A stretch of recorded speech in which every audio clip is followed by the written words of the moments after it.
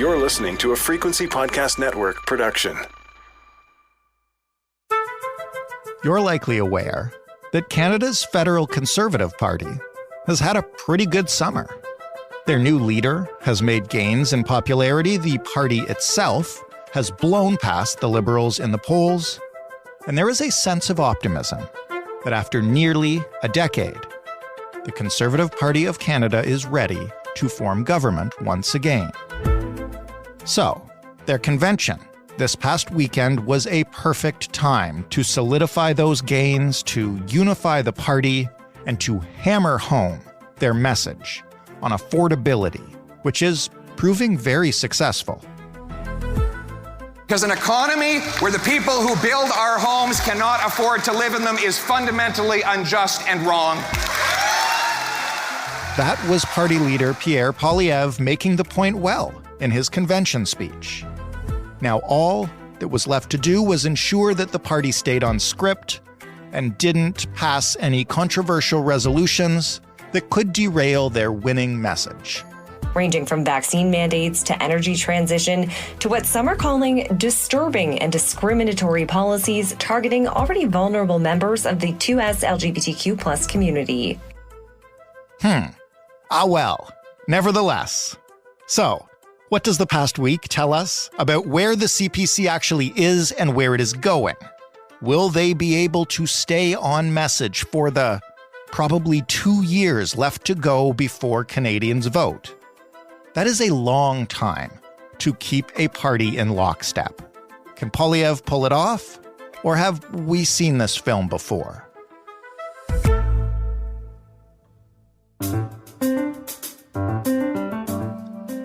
I'm Jordan Heath Rawlings. This is The Big Story. Stephanie Taylor covers Parliament Hill for the Canadian Press, as well as, last week, the Conservative Party of Canada's convention. Hey, Stephanie. Hi. I want to start by just asking you, heading into this convention, what was the mood like for the Conservatives? How are the vibes, for lack of a better term? Happy, jubilant, celebration. What other adjectives for happiness we can put in there? The Conservatives were riding pretty high going into convention, and that was for a couple of reasons. Successive polls this summer have shown the Conservatives not just leading over the Liberals, but leading with a wide margin. Polling results that show that if there was an election held today, and obviously we don't know when the next election is going to be, but if there was an election held tomorrow, the Conservatives would be cruising to a majority territory. So going into this convention, not only was talk of a blue wave on people's minds and on people's lips, but there was also a sense of the party's troubles and dark days are a bit behind them. Now, people were cautious talking to me, Conservatives, that they know polls can change and they have to remain humble. But this is a party that has gone through successive leadership races. It lost the 2019 election. Former leader, now House Leader Andrew Scheer, resigned after a lot of pressure from within the party, within caucus, outside, for him to step down because he couldn't answer for his social conservative views. Then the party elects Erin O'Toole, and he has a hard time convincing Conservatives that he is this quote-unquote true blue Conservative that he ran on. He loses the 2021 election. Caucus ends up ousting him.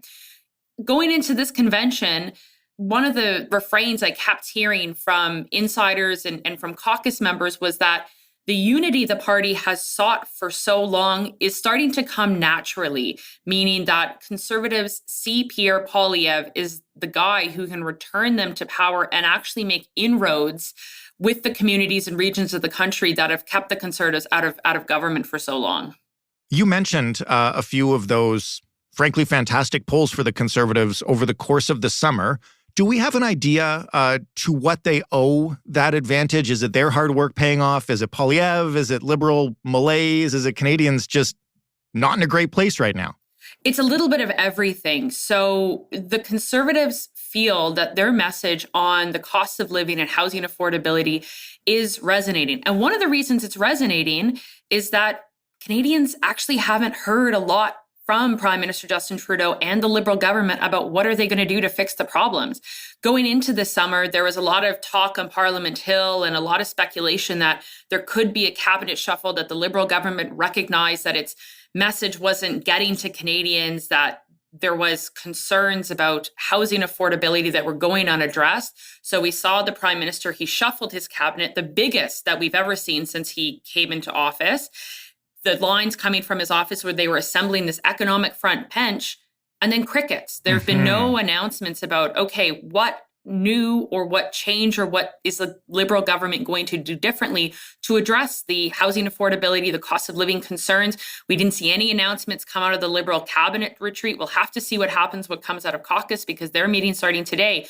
But then you have Pierre Poilievre, who has been hammering home this message about housing affordability, about people not being able to get ahead. We can talk about it a little bit more, but he's really painting this picture that is appealing to the emotions of Canadians. I mean, he was elected as a populist leader, and he still is a populist leader. He has softened his tone considerably since the leader we saw 1 year ago, but he's really appealing to the anxieties that Canadians have, and particularly even the anxieties of young people. He's also a very effective communicator. He uses social media in a very effective way to get out his messaging. Throughout the summer, we saw the Conservatives roll out a $3 million ad campaign all about reintroducing Mr. Poilievre, not as this kind of pit bull attack dog opposition leader who can really get under the Liberal skin, but as a prime minister in waiting, someone who understands where Canadians are and is kind of meeting the moment. So the Conservatives absolutely feel that their message is resonating, but part of that is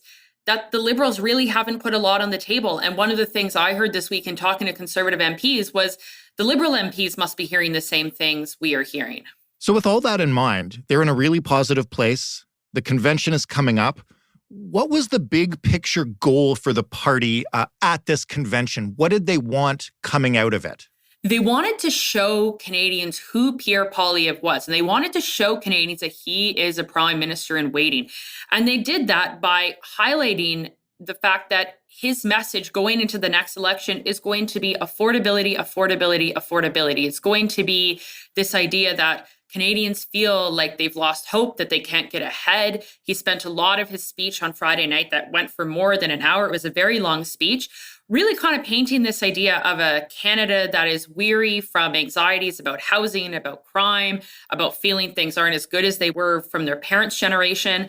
This convention also, in a practical sense, during that very long speech, was the chance for a future Conservative campaign to get all the photos and images of what they needed of their leader and of the movement at this time. But another goal from the convention was for the Conservatives to put out this show of force. As I talked about, the Conservatives have had a bruising couple of years where they've had successive leadership races. There have been battles within the different groups of the party, the social Conservatives versus, Conservatives dwelling in the GTA or in BC who want to talk more about the environment. But one of the emphasis that the party brass put on this convention was to show the Conservative movement is unified. We saw former Harper cabinet minister, former Progressive Conservative Party leader Peter MacKay take the stage. And just the fact that he did sends a message, because he represents more of that red Tory moderate side of the party, that he is behind Mr. Poilievre, who certainly, I think for many, would not come across as a moderate. Certainly that's not who he ran to be leader of the party last year. And the message that MacKay hammered home to Conservatives is, if you've listened to anything he said, it was to stay unified, to get behind the leader's idea, to show Canadians that if they can govern the country, they can govern themselves. And this inability for the Conservatives to show Canada that they can govern themselves was actually one of the contributing factors a postmortem found after the 2021 election loss. What do you mean by not being able to govern themselves? Unity to put to bed these battles, whether it's in caucus, that caucus fully isn't behind the leader. If you remember Andrew Scheer, he won by a very slim margin in 2017. Aaron O'Toole, he won by having to capture a lot of the social Conservative votes. Pierre Poilievre won with a crushing first ballot victory where he didn't really have to owe his success to, say, appealing to the social Conservative base or appealing in a really concerted way to say firearms owners, well, you put me in, I'm going to advance your interests. He ran on this more broad-based message of freedom and religious freedom and freedom to own property and freedom to think what you want and to live your life the way you want and not get vaccinated. But he didn't really have to do all of these kind of brokering to get the votes that he needed. So in terms of Conservatives having to govern themselves, they came out of this convention showing that they are unified, that the Conservative movement is strong. Obviously, another point of this convention is simply to introduce Canadians to who Pierre Poilievre is. We saw the ads they were running this summer. This weekend was flooded with media coverage all about who he was, the TV networks carrying his speech live. And of course, Conservative delegates, they talked about policies and what priorities they want to see the leader advance. Maybe you could explain, because we're about to talk about some of these motions that were advanced, and maybe you could just quickly explain an overview of how that works at a convention and how policy items are introduced and confirmed or not. Going into a convention, and these conventions happen every few years, all of the different riding associations have a chance to update, amend, change not only what policies the party has on its books, but what its constitution says. So leading up to this process, riding associations members put forward their ideas, they get voted down. There is eventually a list of about 60 or so that made it to the main convention. Delegates meet behind closed doors to hammer out, which are the main policy changes or amendments or new ideas that they want to see brought to the main floor. And about 30 were brought to the main floor, some more controversial and contentious than others, some falling well within what Mr. Poilievre is talking about when it comes to housing affordability or dealing with crime or speaking to those who are concerned about things like medical assistance in dying, which is something the Conservatives have talked about for a long time. But some are of more of a controversial or new nature, issues around gender identity and children and who can use a bathroom based on how you identify your gender. Mm-hmm. So Conservatives debated, voted on these motions. They are now, the ones that were brought through are just on the party's policy books. But as Mr. Poilievre said, going into this convention, he withholds a right, as Conservative leaders have in the past, to include the ones he wants in an eventual election platform or to just leave them living in the area of party policy that doesn't really go anywhere.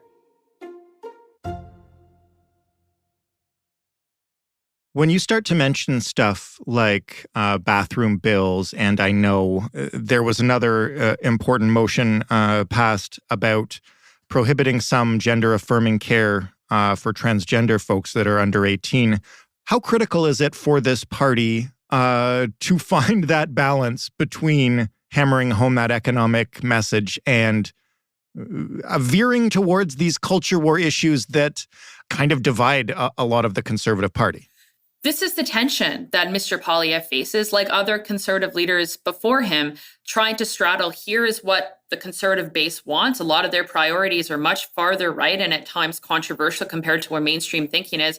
At the same time, of not isolating the base that they leave you or that they create those, power struggle problems that distract from your message, but then appealing to a wider swath of Canadians.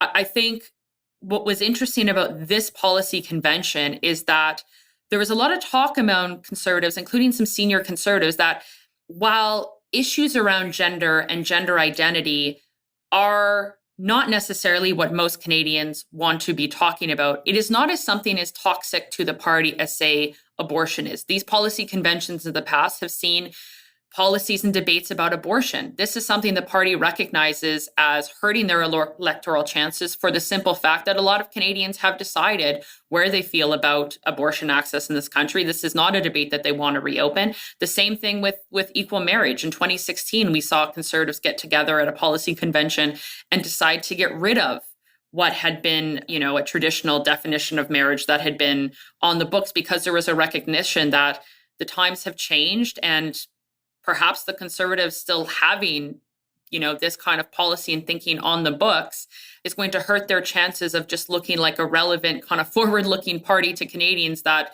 welcomes everybody.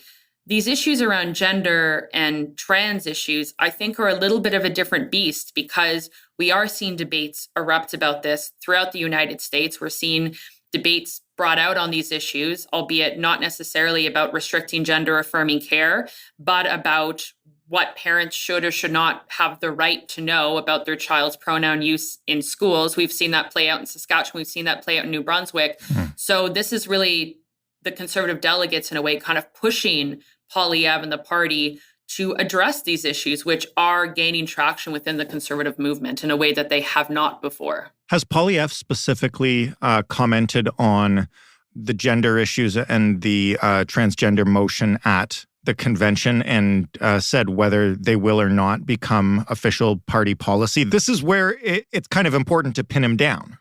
Right. So after the votes this weekend, it is going to be party policy. So the party policy asked the Conservative Party to say that a future Conservative government would prohibit what it termed as, medicinal and surgical interventions for minors dealing with gender dysphoria. Mr. Poilievre, going into the convention, said he will not be pronouncing or stating his position on any of the motions. He was going to let members decide. It's been a few days now, and Mr. Poilievre is going to have to answer to this specific motion. Is this something he's going to leave in party policy? Is this something he's going to bring into an election platform? Is this a policy or an idea he himself endorses or he himself has some kind of level of support for? I don't know the answer to that, and we do not have an answer for that yet. But he will be asked about that, and he will have to answer to that. And not only will, I think, the broader Canadian electorate be looking, but the factions of his base, right? The social conservatives, the conservative delegates who want him to not just be talking about an economic message, but say, look, we also want to be, as conservatives, wading into these more social, cultural, culture war debates, if we want to term them that way. So he is going to have to answer to them with a couple different audiences watching him. Well, and this is why I asked this question, even though it sounds cynical, it's not really coming from that place. Will all the members of this now suddenly unified Conservative Party be able to resist the impulse to go off the rails on these kind of culture war issues for the next, we've still got practically 2 years before the next election. I think we've already had this conversation in the past about how the Conservative Party needs to stick to their mainstream economic message to win over swing voters. And, you know what happens next. This is where Poilievre and his team have to continue to show conservatives that they have the right formula. And that was one of the top line goals of this convention, is to show the delegates, look at what we're doing is working. The message discipline is working. The discipline of listening to the leader, of letting the leader's office kind of set the tone and go from there is working. Now, talk to any conservative or really anybody in politics, and they'll tell you that a goal like unity is pretty easy to achieve when the polls are looking pretty good for you. But inevitably, there's going to be harder days ahead. There's likely going to be a slump. And that is when Mr. Poilievre is going to have to navigate, okay, how do I keep my folks on message? How do I keep us all kind of rowing in the same direction without necessarily completely ostracizing the base? Because the base, these are your donors. These are your loyal supporters. These are the people who knock doors and sell memberships and hammer and lawn signs. So you can't completely cut your nose off in this one if you're a conservative leader. But it's going to be about how do you keep these sections of the base happy without allowing them to become distractions. And when you heard his speech on Friday night, Mr. Poilievre, he talked a lot about an affordability message, but he threw what I would call kind of breadcrumbs to the base. So he talked a little bit about Davos and the UN. He talked about a family pulling up to the headquarters of the CBC, giving a nod to one of the most well-loved pledges he makes to the base, which is to defund the CBC.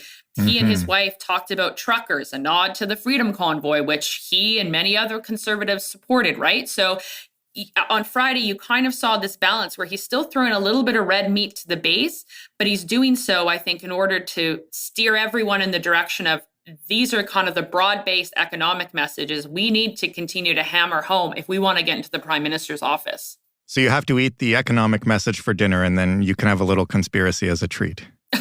I'll let somebody else define that. Conservatives are a little touchy about what they consider conspiracy theories, but that is true. But no, it is. This is the challenge that he has before him. And I think what's interesting is that when he became leader, there was a lot of talk of, he's going to have to pivot. What I think we've seen is not so much a pivot, but almost a turning down, where it's not that these issues are completely silent or that they're not talked about, but they're just talked about in a more subtle way and little hints here or there versus I'm saying it from a microphone in front of big crowds and it's all over social media, because Mr. Poilievre, like him or not like him, he knows how to get out of a message, right? So it's almost as if they've kind of turned the dial down on these messages, but they're not completely gone. It's so interesting because in the past, there has been that tendency from some of the base to if they don't think they're getting that kind of commitment from their leader, they will get louder and a little bit more outlandish, right? Which is obviously the opposite of what Poilievre needs right now. Absolutely. And I think Mr. Poilievre, he's experienced and he knows conservative politics. He's sat in that caucus for a long time. And so he's had a front row seat to what happens if a leader loses caucus and a leader loses the base. Look no further than former leader Aaron O'Toole, who on the campaign trail, even before that, was accused of flip-flopping. First, there's going to be no carbon price. Then there was a carbon price. We're going to do this on guns. We're actually not going to be doing this on guns, right? So it is about not just the consistency of the message, but not really inflaming the parts of the base. And when we talk about those motions, the party policies on gender and trans issues, that is also widely seen as a way to allow some of the social conservatives in that movement and other supporters who feel very strongly about that to appease them. And now he'll have to decide what he does. This is just going to be a strategic appeasement and to allow the party to have it? Or is he going to try to substantiate it in some way and kind of bring it further into the mainstream by putting it in some kind of election platform or pronouncing on it in a way? I mentioned a minute ago that there could be as many as 2 years before the next election. You mentioned when we were talking about that, there will be worse, probably, polling days than the party's seeing right now when it's riding a high. How difficult is it to keep the kind of momentum the CPC has now going when the next election is so far away? I mean, it certainly feels like the Conservatives must want to get to the polls as soon as possible. Pacing is going to be tough for them. And this is talking to Conservatives on the floor. This was the challenge that was laid out to me, is that how do you keep this momentum going for 2 years? And I mean, as we've talked about, sticking to the economic message, keeping that message discipline was pointed out to me as, yes, this is something that Conservatives could and should be doing. There's also some of the more practical aspects of that.